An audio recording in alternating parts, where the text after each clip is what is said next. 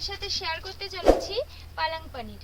তো দেখো এখানে আমি নিয়ে নিয়েছি 400 গ্রামের মতো পনির, আর এখানে আছে ওরকমই 300-400 গ্রামের মতো পালং শাক, আর এখানে আছে বাটার, আরও যা যা মশলা লাগে তোমাদের সাথে শেয়ার করব। তো আর না করে দেরি, চলো রান্না করি। তো চলো এবার পনিরটা কেটে নিই। তোমাদের নিজেদের পছন্দ মতো মানে পনিরের পিস করতে পারো। আমি আমার পছন্দ মতো পনিরের পিস করে নেব, একটু ছোট ছোটই করব। ছোট ছোট পনিরের পিস করলেই বেশ ভালো হবে ব্যাপারটা। উনুনটা ধরিয়ে নিই, চলো।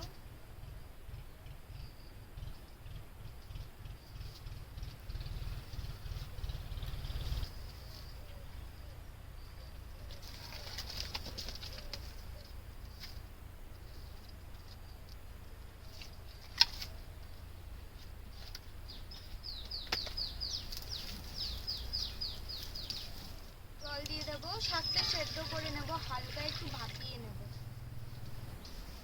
দেখো বন্ধুরা কি পরিমাণে ধোঁয়া, নাক মুখ পুরো জ্বলে যাচ্ছে। কত কষ্ট করে রান্না করতে হয় মেয়েদের। তোমরা একটু সাবস্ক্রাইব করে পাশে থেকো, এত কষ্ট করে রান্না করছি তোমাদের জন্য।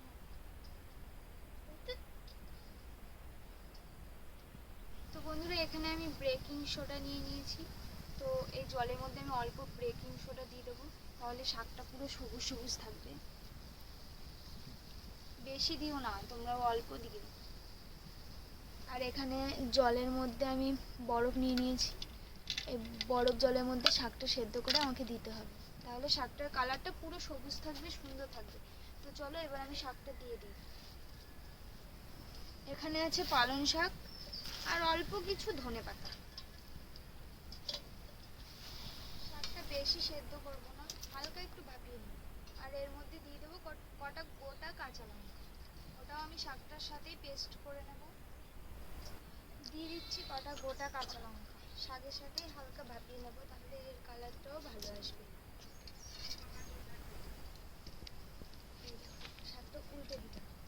দেখেছো নিচেরটা কি সুন্দর কালার এসছে, দেখো কি সুন্দর কালারটা এসছে। ওয়াও, পুরো সবুজ, মানে কাঁচাতে যতটা না কালার ছিল, একটু ভাপিয়ে নিয়েছি তো তাতে আরো বেশি সুন্দর কালার চলে এসছে। এবার এটাকে আমি দেবো এই বরফ জলে।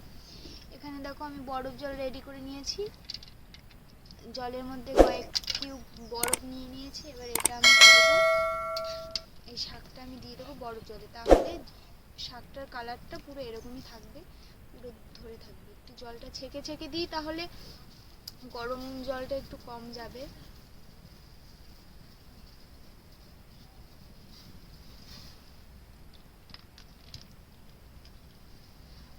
জায়গাটা ছোট হয়ে গেছে। পনিরটাকে ভেজে নেওয়ার জন্য আমি এখানে তেলটা ইউজ করলাম। আমি কিন্তু এই রান্নাটাতে একদমই হলুদ ব্যবহার করব না, তোমরা চাইলে করতে পারো। তো আমি পনিরে দিয়ে দেবো অল্প একটু নুন, শুধু এইটুকু নুন মাখিয়ে আমি পনিরটাকে ভেজে নেব। পনির দিয়ে দিই।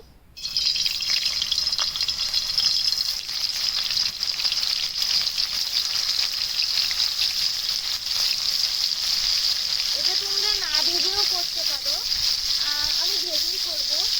তোমরা যদি চাও এটাকে কাঁচা করতে তাহলে কাঁচাও করতে পারো, কোনো সমস্যা নেই।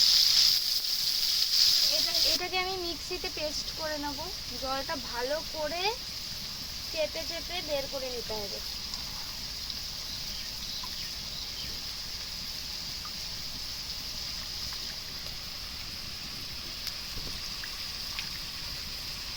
বুঝেছো কত জল বেরোচ্ছে।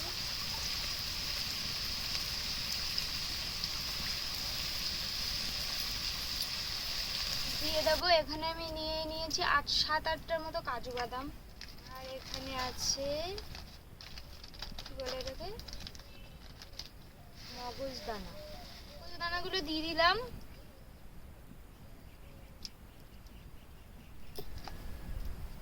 তো দেখো পেস্ট করা কমপ্লিট, আর দেখো কি সুন্দর কালারটা এসছে। Wow wow. তো চলো রান্নাটা শুরু করি। দিয়ে দেবো বাটার।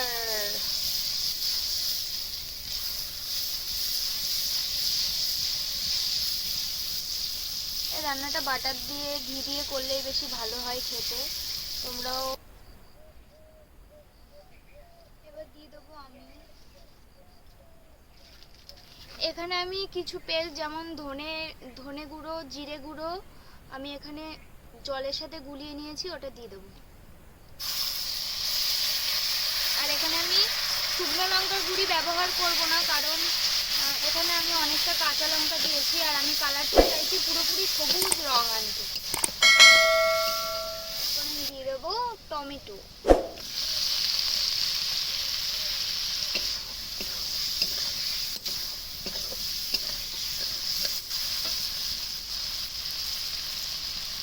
দিয়ে দেবো লবণ, পরিমাণ মতো লবণ দিয়ে দিলাম। আগে পরে তো লবণ দিইনি, অল্প একটু লবণ দিয়ে পনিরটা ভেজেছিলাম, তো আমার বেশ খানিকটা লবণ দিতে হবে, দিয়েছি।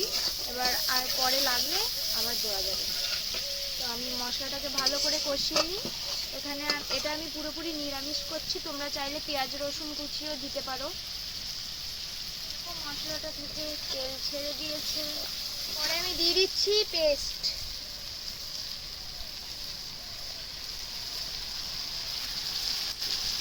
কালারটা যা এসছে না, দারুণ এসছে কালারটা।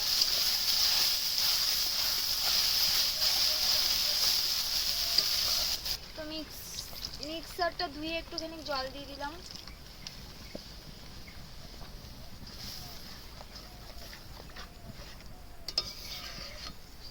দেখো আমার উনুনে কত সুন্দর জাল জ্বলছে, আর এদিকে আমার চোখটা পুড়ে যাচ্ছে, কারণ আমাদের এখানে প্রচন্ড মেঘলা আকাশ, হাওয়া দিচ্ছে, আর উনুনের পুরো হাওয়াটা মানে উনুনের ধোঁয়াটা আমার চোখে এসে পড়ছে।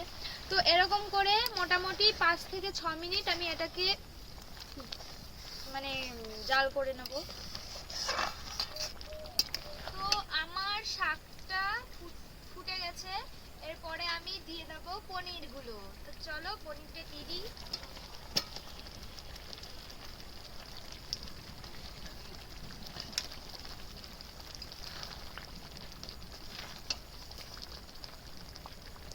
তো এবার আমি এর উপরে দিয়ে দেবো একটু বাটারটা তোমরা অবশ্যই দিও, বাটারটাতেই টেস্টটা আনে, ঠিক আছে? যত বেশি বাটার দিতে পারবে ততই টেস্টি হবে। যা,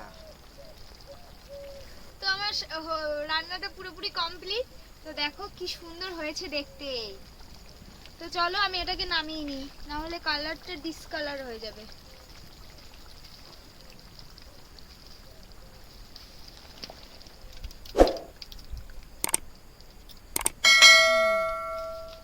কি দারুণ দেখতে।